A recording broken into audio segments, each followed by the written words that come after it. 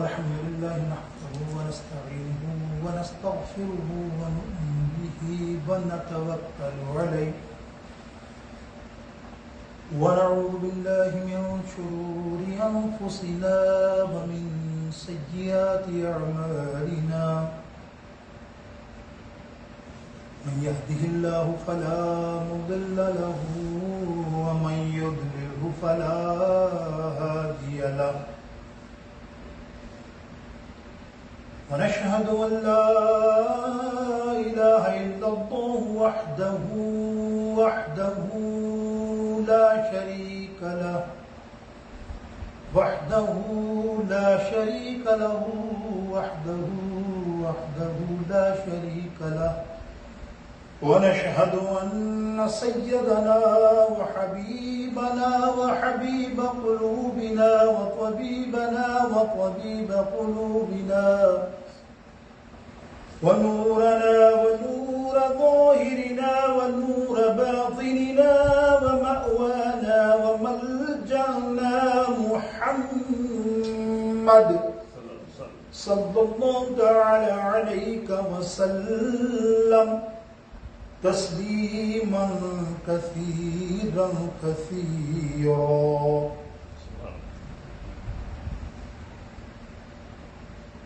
أما بعد أعوذ بالله من الشيطان الرجيم بسم الله الرحمن الرحيم رضي الله عنهم ورضوا عنه صدق الله مولانا العظيم وبلغنا رسوله النبي الكريم ونحن على ذلك من الشاهدين والشاكرين. رب اشرح لي صدري ويسر لي امري واحلل عقدة من لساني يفقهوا قولي وسع ذنب من بے سر و سامان مددے قبلہ دی مدد کعبہ امام مدد ان اللہ وملائکتہ یصلون علی النبی یا ایہا الذین آمنوا صلوا علیہ وسلموا تسلیما. اللهم صل على سيدنا وحبيبنا وشفيعنا ومولانا محمد وعلى آله وصحبه وبارك وسلم وصلوا عليه صلاة وسلاما عليك سيدي يا رسول الله. نہایت مختصر حمد و ثنا اللہ رب العزت کی بارگاہ اقدس میں اور درود و سلام کا قرب و نذرانہ اس کے پیارے حبیب علیہ السلام کی بارگاہ اقدس میں پیش کرنے کے بعد نہایت واجب الاحترام سامعین محترم ناظرین، جیسا کہ آپ کے علم ہے ماہ شوال اور اس ماہ کے اندر جس غزوہ کا ذکر ہو رہا ہے، پچھلے ہفتے ہم نے کچھ پہلو اس کے گوش گزار کیے. میرے دوستوں، اللہ تعالیٰ ارشاد فرماتا ہے کہ ہم ان سے راضی ہیں، یہ ہم سے راضی ہیں. دراصل صحابہ کرام کے بارے میں اللہ رب العالمین کا ارشاد کہ صحابہ سب پیارے، جتنے صحابہ ہیں سب اللہ تعالیٰ کے پیارے ہیں. اللہ ان سے محبت کرتا ہے، اس کے رسول ان سے محبت کرتا ہے. ہمیں بھی یہ تعلیم دی گئی کہ صحابہ کرام کی عظمت کو سمجھیں، ان کی توقیر بیان کریں، ان کی فضائل بیان کریں. تو ہم کوشش کر رہے ہیں پچھلے ہفتے سے کہ جو شوال کے مہینے 15 شوال مارکہ احد، غزوہ احد کے مقام پر جو لڑا گیا، اس کی مختصر سی تفصیلات کچھ بیان کی، کچھ آج ہم نے وعدہ کیا تھا. بہت لمبی تفصیل ہے، اتنے واقعات ہیں کہ 6 سے 7 جمعے بھی بیان کیے جائیں نا اس مارکے کے، بس جانشاری کے صحابہ کے وہ کم ہیں، لیکن جانے آپ. لیکن ہم نے احاطہ کیا ہے مزار اقدس سیدنا امیر حمزہ رضی اللہ تعالیٰ سید الشہداء. اب میں جو بھی گیا ہے اس نے نظارہ کیا ہے، زیارت کی ہے، اس مزار اقدس میں 3 بڑے جید صحابہ کرام کا قبر انور ہے، جس میں سیدنا امیر حمزہ رضی اللہ تعالیٰ عنہ، سید الشہداء رضی اللہ تعالیٰ عنہ، اور حضرت مصعب بن عمیر رضی اللہ تعالیٰ عنہ، حضرت عبداللہ بن جحش رضی اللہ تعالیٰ عنہ۔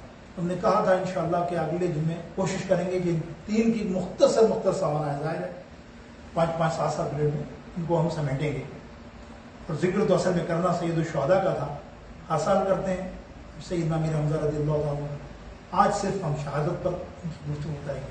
تو میرے دوستوں بزرگوں، غزوہ حق کا میں نے پچھلا جو ذائچہ دیا اس میں اہم جز جو میں نے بات کی تھی وہ یہ تھی کہ نبی علیہ الصلوۃ والسلام نے 50 افراد کا دستہ صحابہ کا ایک درے پر چٹان مقرر کیا پہاڑی کی اونچائی پر، اور عبداللہ بن جبیر رضی اللہ تعالیٰ عنہ کے ان کے افسر بنایا، ان کو سربراہ بنایا، اور کہا کہ دیکھو اس جگہ سے تم کو نہیں ہلنا، جنگ میں غزوہ میں کچھ بھی ہو جائے، جیتے ہارے لوٹے پاٹے کچھ بھی ہو، تم نے نہیں یہاں سے ہلنا، کب تک؟ جب تک میرا آرڈر تم کو نہ ملے۔ اصل جو غزوہ تھی وہ یہ ایک مابعد تھی، جس کو قرآن مجید فرقان حمید نے ڈیٹیل سے تفصیل سے بیان کیا، بڑے خوبصورت انداز میں بیان کیا۔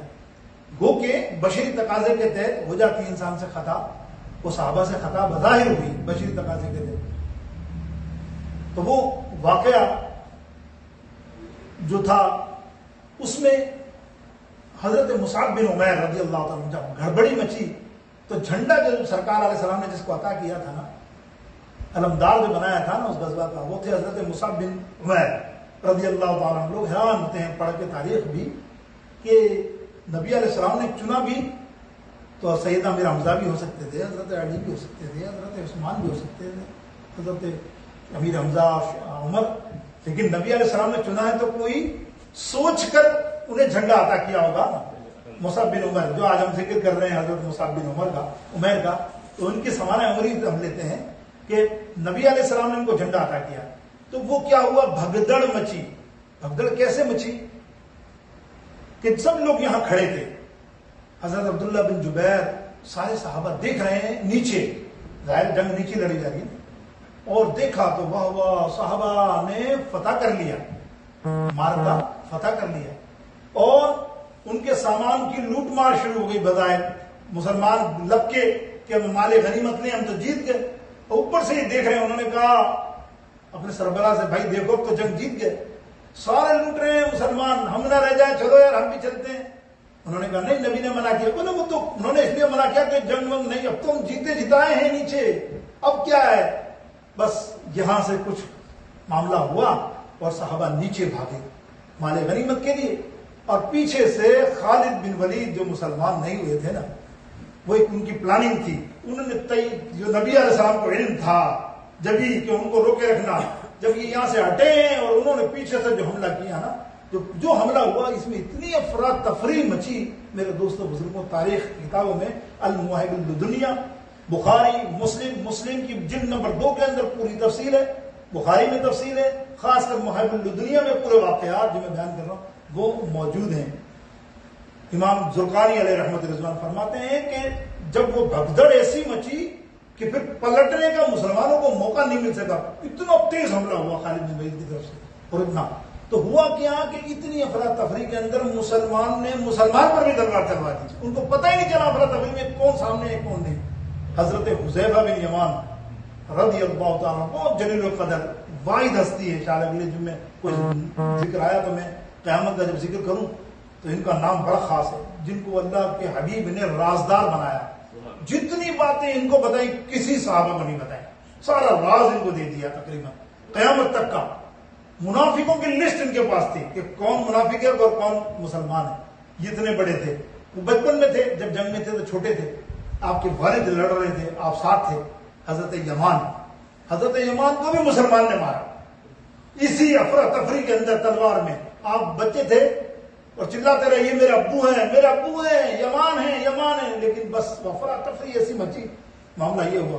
تو میرے دوستوں بزرگوں، حضرت مصعب بن عمیر میں خاص ذکر کر رہا ہوں، ورنہ تو غزوہ تو میں نے کہا نا 6 جمعے ابھی چلے جائیں تو تفصیل اس میں نہ جائے، ختم نہ ہو۔ حضرت مصعب بن عمیر رضی اللہ تعالیٰ عنہ کیوں اتنے نبی علیہ السلام کو پسند تھے؟ یہ دیکھیں آپ، حضرت مصعب بن عمیر رضی اللہ تعالیٰ عنہ ہو بہو نبی علیہ السلام کی ہر ادا کو اپنے اوپر ڈھالنے والے، جو میرے نبی علیہ السلام کپڑے پہنے وہ کپڑے پہنے، جس طرح اسٹائل انداز آپ اکثر دیکھتے ہوں گے نا، آج کل بھی ٹی وی پہ دیکھتے ہوں گے، پیر کو دیکھتے ہیں تو مرید ویسا کا ویسا ہی نظر آتا ہے. تو یہ ایسے واحد تھے کہ جب دور سے چلتے ہوئے آتے ایسی شباہت کہ صحابہ کہتے سرکار آ رہے، ایک دم خاموش ہو گیا، ادب سے کھڑے جاتے، تو تھوڑا قریب آتے مصعب بن عمیر ہے. اتنی مشابہت دور سے. یہ جو میں بات بتا رہا ہوں یہ وجہ بنی ہے غزوہ احد کے اندر خاص، جو آپ کو اب سمجھ میں آئے گی کیا وجہ تھی. تو یہ ایک انداز تھا، بڑی محبت تھی حضور سے، حضور کو ان سے محبت، تو حضور ان کو پسند کرتے تھے کہ کم سے کم یہ میری ادا تو اس نے ہر ایک اپنا لی. ہر ایک ادا کا مقصد ہے سنت ادا کرنا، وہ سب صحابہ کرتے تھے، لیکن بیٹھنے اٹھنے چلنے کے اندر اسٹائل سارا اپنا لینا، اللہ اکبر، اپنا ماڈل بنا لینا آقا کو، یہ حضرت مصعب بن عمیر رضی اللہ تعالیٰ عنہ کا خاصا تھا. اب ہوا کیا کہ جھنڈا ان کے ہاتھ میں تھا، غزوہ ہو رہی ہے نا، اب افراتفری مچی، تو ایک کافر تھا کمیا ابن کمیا نے آپ کو دیکھا کہ جھنڈا ہاتھ میں لڑ رہے، آپ نے پیچھے، اس نے پیچھے سے وار کیا، بازو کاٹ دیا جھنڈے والا، وہ جھنڈا گرا نہیں، دوسرے ہاتھ سے پکڑا، اس نے دوسرا بھی کاٹا تو آپ نے سینے سے لگا دیا کٹے ہوئے بازو کے اندر، جھنڈا گرنے نہیں دیا. میرے دوستوں بزرگوں، جھنڈا گرنے نہیں دیا، لیکن تیر مار کر انہوں نے ان کو شہید کر دیا. لیکن کافروں نے جب دیکھا کہ ان کا انداز اور مسلمانوں کچھ دور سے کہ یہ تو نبی علیہ السلام گر رہے ہیں، نعوذ باللہ، یہ شہید ہو گئے، کیونکہ انداز ان کا بالکل ویسا ہی تھا، دور سے لگا.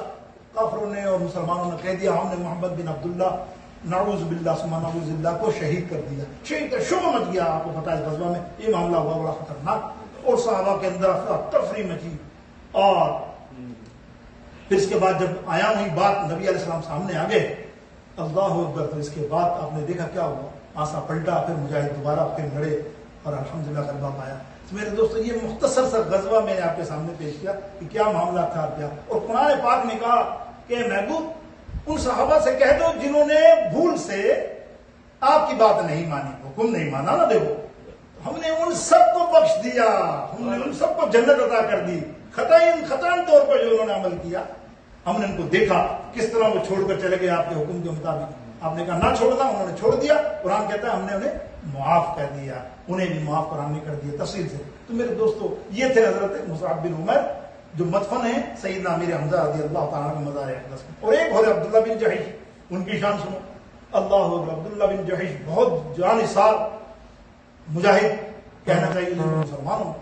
اور آپ تک لڑتے لڑتے تلوار ٹوٹ گئی. اب دیکھو تلوار ٹوٹی ہے تو ہونا یہ چاہیے کہ اصولاً کہ جہاں تلوار ملتی ہے وہاں جائے نا تلوار. آپ بھاگتے ہوئے آئے نبی علیہ السلام کے دربار اقدس میں، کہا یا رسول اللہ میری تلوار ٹوٹ چکی ہے، اب میں کیا کروں. میرے آقا علیہ السلام نے فرمایا جہیز فکر کیوں کرتا ہے عبداللہ. آپ نے لکڑی اٹھائی اور اس پہ ہاتھ پھیرا اور کہا جا یہ آج سے تیری تلوار. اللہ. عبداللہ بن جحیش کے بارے میں آتا ہے اتنے کافروں کو مارا آپ نے، جنگ لڑتے رہے، اور یہ ایسا لگ رہا تھا کہ تلوار بھی اس کے آگے کیا ہوگی.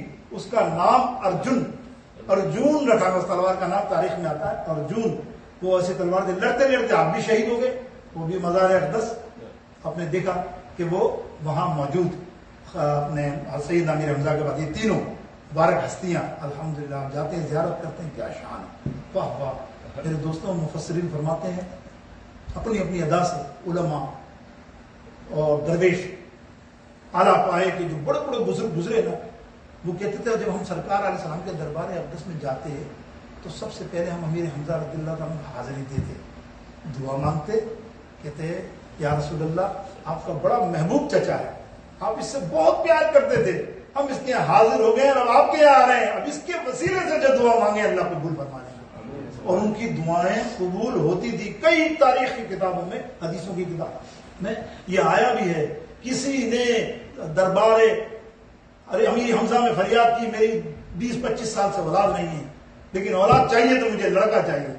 اللہ اکبر. اس کو خواب میں رات کو بشارت ہوئی تیرے لڑکا ہی پیدا ہوگا، نام رکھنا امیر حمزہ. ایسے کئی امیر حمزہ اللہ اکبر بشارت سے پیدا ہوئے ہیں. اور یہ مثال دے رہا ہوں کہ جن کے اولادیں نہیں ہیں وہ یہ وظیفہ تجربہ کر کے دیکھیں، بزرگ ہے اور وہ بھی ہستی کیسے ہیں جس کے لیے آتا ہو کہ نبی علیہ السلام جن سے اتنی محبت کرتے ہیں، ان کو زندگی میں کبھی اتنا نہیں روئے جتنی شہادت امیر حمزہ پر سرکار علیہ السلام ہوئے ہیں۔ میرے دوستو، یہ تھے عبد الرحمن بن جائد۔ اب میں ایک بات کی تھی آپ سے کہ نبی علیہ السلام نے ایک انوکھی بات اس غزوہ میں کی، انوکھی، زندگی میں کبھی نہیں کی۔ وہ ہے میرے نبی علیہ السلام نے پہلا کافر کو قتل کیا، پہلا اور آخری، only one in the life, ابی بن خلف، اس کو مارا ہے، کبھی کسی کو نہیں مارا۔ آپ اٹھا کے تاریخ کی کوئی کتاب میں نہیں، اسی آدمی کو واصل جہنم کیا۔ یہ تھا امیہ بن خلف کا بھائی، سردار تھا، بڑے سردار تھے امیہ بن خلف، حضرت بلال کا مالک، بہت ہی ظالم مرا بھی وہ ایسی موت بلال کے، حضرت بلال کے ہاتھوں، کتنی تکلیف دی حضرت بلال کو، اس کا بھائی۔ اور وہ اتنا خطرناک تھا کہ غزوہ بدر کے اندر اس کو گرفتار کر لیا، اور نبی علیہ السلام نے بہت سو کو رہائی دے دی، کسی کو بلا کر علم آتا تو علم سکھاؤ، کسی کو مال لے کے رہائی کر دی۔ اس کو جب رہائی تھی نا، یہ بہت انتقام میں تھا، اور یہ کہتا تھا میں نبی علیہ السلام کے گھر پہ جب جاتا تو میں گیا اور میں نے پیغام بھیجا نا کہ میں نعوذ باللہ تم کو ایسی موت ماروں گا، میں کسی کو نہیں ماروں گا، میں ماروں گا تو تمہیں ماروں گا، نعوذ باللہ۔ اور نبی علیہ السلام فرماتے تھے، حدیث میں آتا ہے کہ تو جس دن آیا نا تو خیر منانا، خالی میں نے تجھے انگلی مار دی نا تیرے ٹکڑے ہو جائے۔ اچھا، یہ جملہ اس نے سنا، یہ سنا ہوا تھا، لیکن وہ کہتا ہے اپنے گھمنڈ میں تھا، میں بتاؤں گا آپ کو۔ اب ہوا کیا کہ وہ غزوہ میں رہا کے چلا گیا، لیکن انتقام کی آگ میں وہ ابی بن خلف جلتا رہا۔ موقع آ گیا غزوہ احد کا، یہ اترا میدان کے اندر تھا، تو یہ بھی سرداروں اور کتنے حمزہ، حضرت علی، مولا علی نے کتنے، آپ کو پچھلی دفعہ واقعہ سنا میں نے بہت سارے، حضرت امیر حمزہ نے تو بہت مارے، خاص کر غزوہ بدر میں امیر حمزہ رضی اللہ تعالیٰ نے بہت سرداروں کو مارا۔ وہی بھی میں نے آپ کو بتایا کہ ان کے خاندان پورا بدلہ لینے کے لیے وہاں موجود تھا غزوہ احد میں، اس سے ان کا ایک ہی ٹارگیٹ تھا، حضرت امیر حمزہ، اور انہوں نے ہائر بھی کیے ہوئے تھے قاتل سے۔ خیر، جو میں بات کر رہا تھا، نبی علیہ السلام کے پاس وہ جب چیلنج کرتا ہوا آیا اور کہنے لگا کوئی نہیں آنا، اس خاندان میں سب سے بڑے خاندان والا آیا، اس میں سب سے بڑا سردار آیا، اور جس کو میں نے زندگی بھر چیلنج دیا ہے وہ محمد بن عبداللہ، نعوذ باللہ، آج میں بتاؤں گا کہ اس کے ٹکڑے کیسے کیے جاتے ہیں۔ استغفر اللہ۔ اس نے چیلنج کیا اور بڑھتا ہوا تلوار لے کر نبی علیہ السلام کی طرف آ رہا تھا، تو صحابہ تو تھے، 12 صحابہ تھے، 13، انہوں نے تلوار نکالی اور کہا کہ ابھی اس کا سر قلم کرتے ہیں۔ سرکار نے فرمایا تعالیٰ نے مجھے چیلنج کیا ہے۔ دیکھو بات یہ، سرکار نے کہا ابھی اس نے مجھے ڈائریکٹ چیلنج کیا ہے، یہ میرا بندہ ہے، چھوڑ دو اس کو، میں نہیں مٹوں گا۔ سب نے جب بہت زیادہ قریب آیا، نبی علیہ السلام تلوار غصے میں، نبی علیہ السلام نے حضرت حارث برابر میں کھڑے تھے، ان کا ایک نیزہ، اتنا بڑا نیزہ، چھوٹا نیزہ آپ نے لیا اور جیسے ایسا پھینکا، ایسا بھی نہیں کہ اس کو مارا ہو کہ گردن دے، اس کو ایسا پھینکا تو یہاں سے گردن سے جھکا ہوا اس کی چلا گیا۔ کوئی ایسی جنگوں میں اتنے وہ تو وہاں سے معاملہ ہی نہیں تھا، خراش آ گئی، او ہو، جیسی تیزی میں آیا تھا اتنا چلاتا ہوا تڑپتا ہوا پیچھے چلا گیا، اور جا کے اپنے ہی دشمن کافروں میں جا کے گرا اور تڑپ رہا ہے، اتنا تڑپ رہا ہے، تو کافر کہتے ہیں پاگل بنا رہا ہے، بیوقوف بنا رہا ہے، دیکھ ہلکا سا زخم لگایا ہوا، تیر نکل کے چلا بھی گیا، گھسا بھی نہیں ہے، اور تیرا یہ حال ہے کہ تجھے پتہ نہیں کتنے تلوار کے ذبح کر دیا ہو تجھے، اور تو تڑپ ایسے رہا اور ہم کو رو رو کے چلا رہا ہے، بیوقوف بنا رہا ہے۔ اس نے کہا بیوقوف نہیں بنا رہا، تم کیا جانو اس تیر کی مار کو، اس نے پھینکا تو ہلکا سا تیر ہے، لیکن مجھے ایسا لگا کہ میرے قبیلے میں ہزاروں لوگ ہیں، مجھے لگا میرے ہزاروں لوگوں نے مجھے تلوار سے وار کر دیا، میری آنکھ کٹ گئی ہے اندر سے، سب ٹوٹ گیا ہے بالکل اس کے لگنے سے، تم کیا جانو، مجھے پتا ہے یہ وہی محمد بن عبداللہ مجھے کہا کرتا تھا خالی انگلی ماروں گا نا تو ٹکڑے ٹکڑے ہو جائے گا، آج میں نہیں بچوں گا، اور وہ راندے درگاہ ہو گیا، وہ جہنم وسیع، جہنم فی نار جہنم ہو گیا۔ تو یہ تھا ابی بن خلف، اور نبی علیہ السلام، آپ سوچیں گے کہ نبی علیہ الصلوۃ والسلام کی ایسی طاقت ہے، ایسی طاقت میرے دوستوں، اللہ نے ہر نبی کو، ایوری نبی ہیو اے 100 مین پاور، 100 آدمی کی پاور رکھتا ہے ہر نبی، میں ہر نبی کی بات کر رہا ہوں، میرا جملہ سننا غور سے، ہر نبی کی بات کر رہا ہوں، ہر نبی۔ حضرت موسیٰ علیہ السلام کے پاس سوچنا میں تم کو تھپڑ ماروں، کتنی بھی تیز کوئی بندہ تھپڑ مارے کہ آنکھ باہر آ سکتی ہے؟ کیا تصور تو کرو نا، بتاؤ نا، کتنا پہلوان لیا وہ تھپڑ مارے کہ آنکھ باہر آ سکتی ہے؟ مجھے بتائیں کتنا پاورفل ہو؟ نہیں، حضرت موسیٰ علیہ السلام نے حضرت اسرائیل علیہ السلام کو تھپڑ جو مارا تو آنکھ باہر آئی نا، ہاتھ میں آ گئی۔ موسیٰ علیہ السلام نے تو آپ کی روح قبض کرنے آیا تھا، یہ آپ نے میرے ساتھ کیا کیا؟ اللہ کو فرمایا یا اللہ موسیٰ نے تو مجھے ایسا کر دیا۔ موسیٰ نے کہا تو نے موسیٰ کی جان نہیں لی، روح قبض نہیں کی، تجھے روح قبض کرنے کے لیے بھیجا تھا؟ کہنے کا بات جان لینے کی بات نہیں تھی، وہ تو جان بچانے کی بات تھی، میں تو اپنی جان بچا کے آیا ہوں۔ تو دیکھو محدثین فرماتے ہیں وہ 100 پاور طاقت تھی۔ تو جب نبیوں کا یہ معاملہ کہ 100 پاور ہو تو نبیوں کے سردار کی طاقت کا کیا عالم ہوگا؟ میرے امام اہل سنت اعلیٰ حضرت فرماتے ہیں کہ جس کو بارے دو عالم کی پرواہ نہیں، دو عالم کے بار کی بھی پرواہ نہ ہو جس کو، وہ کون ہے؟ جس کو بارے دو عالم کی پرواہ نہیں، اس کی بازو کی قوت پہ لاکھوں سلام، اس کے بازو کی قوت، یہ قوت تھی میرے آقا علیہ السلام کی۔ میرے دوستو امام فرماتے کہ ان کی طاقت کا تمہیں اندازہ کیا؟ میرے دوستو یہ تو بظاہر ساتھ دینے والے تھے، ورنہ حضور علیہ السلام کو اللہ نے وہ عطائیں کی ہیں، وہ اختیارات دیے جس کا کوئی مثال نہیں۔ اب آئیے آخر کے اندر جو میں نے کرنی ہے، سید الشہداء حضرت سیدنا امیر حمزہ، اللہ کیا شخصیت ہے، اللہ قربان جاؤں۔ حضور پر نثار کیسے ہوئے؟ ایسے نثار ہوئے۔ ابتدائی اسلام کا واقعہ لمبا ہے تو بیان نہیں کرتا، اسلام تو لیا ہے، لیکن آپ حضور علیہ السلام کے چچا بھی، آپ چچا بھی ہیں اور دودھ شریک بھائی بھی ہیں۔ حضرت سوبیہ ایک لونڈی ہے ابو لہب کی، ان کا دودھ سرکار نے بھی پیا اور حضرت امیر حمزہ نے بھی پیا، یہ دونوں نے پیا۔ کتابوں میں آتا 2 سال کا فرق نبی علیہ السلام سے، کہیں 3 کہیں 2، تو یہ اس طرح دودھ شریک بھائی بھی۔ اور چچاؤں میں سب سے پہلا اسلام قبول کرنے والے حضرت امیر حمزہ رضی اللہ تعالیٰ عنہ۔ اور آپ کی شان آپ نے کتنی بیان کروں گا، اپنی جگہ بدر کی میں نے آپ کو بتائی کتنے سرداروں کو مارا، اور وہاں معاملہ یہ ہوا کہ جب مکہ میں جب لوگ پلان بنائے تو زیادہ تر پلان یہی تھا کہ متم نے اپنے غلام وحشی کو، جو بہت بڑا تیر انداز تھا، بھالے نواز، بھالا ہوتا ہے اتنا بڑا تیر، دیکھتے ہوں گے وہ مارنے میں اس کا نشانہ کبھی خطا نہیں دیا کسی جنگ میں، جب بھی جس نے اس کو مارا وہ وار کاری ہو گیا، اس نے اس کو ہلاکی کیا، اس کو ہائر کیا کہ تو نے کچھ نہیں کرنا اس غزوہ میں، نہ لڑنا ہے نہ کچھ کرنا ہے، اونلی ون تھنگ، کیا؟ حضرت امیر حمزہ جب نظر آئے ہمیں چاہیے ان کی نعوذ باللہ لاش، ہم ان کو چاہتے ہیں کہ تو ان کو ختم کر، یہ تجھے معاوضہ دیا، یہ دیں گے، بہت ہزاروں کی تعداد میں تجھے آزاد کر دیں گے۔ اب وہ وحشی جنگ میں جو آیا اس کا مقصد کیا تھا؟ بیسیکلی یہی تھا، اس کو جنگ سے کوئی پرواہ نہیں تھی، وہ ٹیلے کے پیچھے چھپا ہوا لے کے بھالا انتظار کر رہا تھا کہ کب اس طرف امیر حمزہ آئے اور میں وار کروں۔ باقی وہ جنگ میں کیا ہو رہا ہے، لڑ رہے ہیں، وہ اس کو پتہ ہی نہیں، نہ مسلمانوں کو باقیوں کو مارا نہ کچھ کیا، کچھ نہیں، وہ کونے میں بیٹھا ہے انتظار میں۔ اتفاق سے سیدنا امیر حمزہ کتنوں کو واصل جہنم کر کے ایک کافر کی طرف بھاگے، وہ بھی کوئی تھا پہلوان سردار، اس کے پیچھے آ کے اس کو پکڑ لیا، اس کو پکڑا اور ایسے کر کے باس اس کو کاٹا نا تو وہ ذرا اوپر آ گئی، اب وہ سامنے ٹیلے میں بیٹھا ہوا تھا، اس کو موقع ملا، اس نے بھالا پھینکا، بھالا ناف سے آر پار ہو گیا۔ امیر حمزہ نے اس کو تو 2 ٹکڑے کر دیا، اس کافر کو مڑے، اس کو دیکھا، اب وہ وحشی کہتا ہے میری طرف بڑھے، میں نے کہا میرے بھی ٹکڑے ہو گئے، لیکن 10 قدم یا 5 قدم پیچھے ہوں گے کہ وہ گر گئے، زخم اتنا زیادہ گہرا ہو گیا اور آپ کی شہادت ہو گئی۔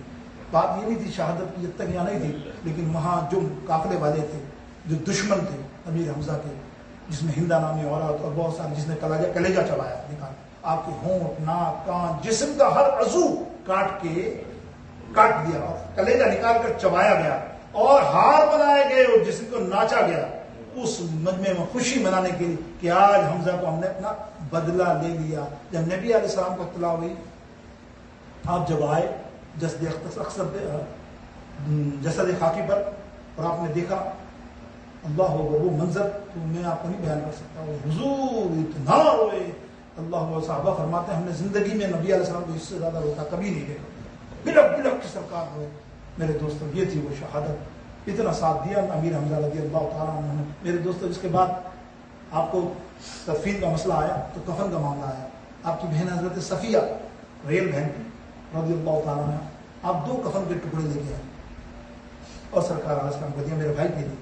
اب نبی علیہ السلام جیسے کفن پہنانے لگے تو دیکھا کہ برابر کے اندر ایک اور صحابی بغیر کفن کے پڑا ہے، تو میرے نبی علیہ السلام نے فرمایا نہیں، ایک کفن، کیونکہ لمبے تھے میرے امیر حمزہ، تو ایک کفن امیر حمزہ کو تو دوسرا اس کو دے دیں۔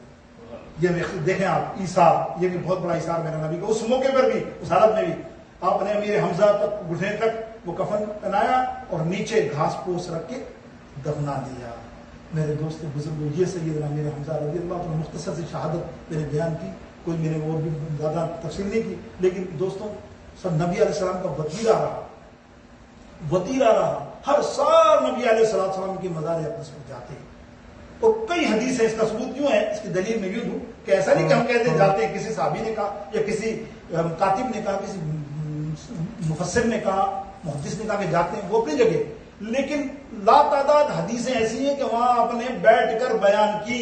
آپ جب جاتے کہتے میرا منبر لگاؤ، صحابہ بیٹھتے، آپ خطاب کرتے، بیان کرتے اور تفصیلات بنا کے قرآن حدیث کے بیان کرتے، صحابہ کی تربیت کرتے۔ یہ سارے معاملات قرآن میں ہیں، کون کون سی حدیثیں کہاں کہیں گئی، احد کے پہاڑ پر، اور یہ وہی موقع تھا۔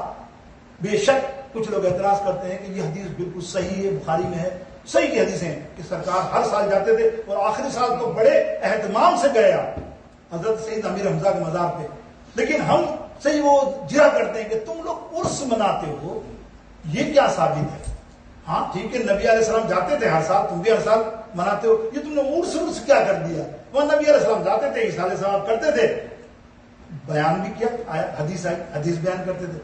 تو بتائیے ان دل کے اندھوں کو، آنکھ کے اندھوں کو سے پوچھو، جو ہم عرس مناتے ہیں تو خالی عرس تو نام ہے، لیکن عرس میں کرتے کیا ہے؟ یا خطاب ہوتا ہے، نعت خوانی ہوتی ہے، قرآن کریم کی تلاوت ہوتی ہے، ایصال ثواب ہوتا ہے۔ اب اگر کھانے میں تجھے اعتراض ہے تو وہ الگ مسئلہ ہے، لیکن قرآن پڑھنے میں بھی اگر تیرا اعتراض ہے تو ہم پھر کیا کہیں؟ ہم نے تو نام عرس رکھا ہے، اس کو نام رکھنے کے لیے عرس اس لیے کہ نیک لوگوں کا عرس ہوتا ہے، اللہ کے ولیوں کا عرس ہوتا ہے۔ تو میرے دوستوں، حضرت امام بحیقی علیہ رحمۃ الرضوان اپنی کتاب کے اندر یہ بات لائے ہیں کہ صرف سرکار علیہ السلام نہیں، پھر ابو بکر صدیق ہر سال جاتے، حضرت عمر ہر سال جاتے، اور حضرت عثمان اور حضرت علی رضوان اللہ تعالیٰ اجمعین ہر سال وہاں جاتے بدر میں۔ خود سیدہ فاطمہ الزہرا اپنی زندگی میں جاتی، اور سرکار تو ہر بدھ کو جاتے۔ آج بھی آپ جا کے دیکھنا، کبھی جاؤ نا مدینہ شریف، بدھ کے دن جانا، خیر ویسے جاتا ہوں الحمدللہ، میرا تو شیوا ہے کہ میں بغیر جائے مجھے روز چین نہیں پڑتا، 30 دن ہوتا ہوں، 30 دن میں اللہ کا شکر ہے 20 دن میں وہاں ہوتا ہوں، لازمی جانا۔ کیا بات ہے، پتہ ہی نہیں چلتا بھائی، صبح اٹھو، نماز پڑھی، فجر کی اشراق پڑھی، نکل گئے، سوتے رہیں گے، سونا تو یہاں بھی مل جاتا، وہاں جا کے ضرور چکر لگا دیں، کیا تسلی ہوتی جگہ ایسی ہے۔ امیر حمزہ رضی اللہ تعالیٰ عنہ وہ شان ہے میرے دوستوں بزرگوں۔ بس لب لباب میرا کہنے کا مقصد یہ ہے کہ آپ نے جتنی باتیں سنی، اور 29 غزوات میں نے کہے تھے نا، 29 غزوات اب تک سرکار علیہ السلام نے اپنی زندگی میں حیات طیبہ میں لڑے ہیں، لیکن ہر غزوات کو بیان کیا جائے نا تو 29 جمعے مجھے مل جائے تو میں آپ کو بتاؤں کہ کسی غزوات میں ایسا نہیں ہوا کہ ہوتا نہیں، کہتے ہیں نعوذ باللہ، بالکل اللہ سے مانگنا چاہیے، بے شک اللہ ہی سے مانگنا چاہیے۔ تو ہم سے زیادہ مانگنے والا صحابہ ہیں کہ ہم ہیں، اور صحابہ تلوار ٹوٹ گئی تو کہاں جا رہے ہیں؟ سرکار علیہ السلام، یا رسول اللہ تلوار دے دیجیے، ٹھیک ہے۔ حضرت قتادہ کی آنکھ نکل گئی اسی غزوہ میں، آنکھ کا ڈھیلا نکل گیا، تیر نکلنے سے، آپ ڈھیلا لے کے سرکار کے پاس گئے، یا رسول اللہ میری تو آنکھ لگانی ہے۔ سرکار نے فرمایا جنت لے لے، آنکھ چھوڑ، یا رسول اللہ آنکھ آپ سے چاہیے، اور آنکھ تو آپ کے ہاتھ سے چاہیے، جنت تو آپ ویسے ہی ہمیں عطا کر دیجیے۔ سبحان اللہ۔ اس قتادہ کی آنکھ کو لگایا، کسی کا بازو کٹا تو لوہا میں ڈیڑھ لگا کر اس کا بازو لگایا۔ آپ نے ملاحظہ کیا ہی جنگ میں ہاتھ سے بھی جنگ، کسی کو پانی کی ضرورت ہو وہ پانی کے لیے آیا، کسی کو تلوار کو تو لکڑی عطا کی۔ تو جو مانگ رہے ہیں سرکار سے مانگ رہے ہیں یار، اس لیے کہ اللہ کی عطا ہے، اللہ نے اپنے حبیب علیہ السلام کو اختیار دیا ہے، اپنے خزانوں کا مالک بنا ہے، اسی لیے ہم بھی مانگتے ہیں۔ بات یہ ہے کہ ہمارے اور صحابہ کے مانگنے کا انداز الگ ہے، ہمیں مانگنے کا شعور نہیں آیا کہ کسی نے کہا کہ مانگنے کا شعور دیتے ہیں، مانگنے کا شعور آ جائے، بس خدا گواہ سرکار سے تو ہر چیز مل جائے۔ مانگنے کا شعور دیتے ہیں جو بھی مانگو حضور دیتے ہیں، اور میں نیازی کسی سے کیوں مانگوں، میں نیازی کسی سے کیوں مانگوں، مجھ کو سب کچھ حضور دیتے ہیں، سب کہہ دو مجھ کو سب کچھ حضور دیتے ہیں، مانگنے کا شعور دیتے۔ وآخر دعوانا الحمدللہ رب العالمین۔ سنت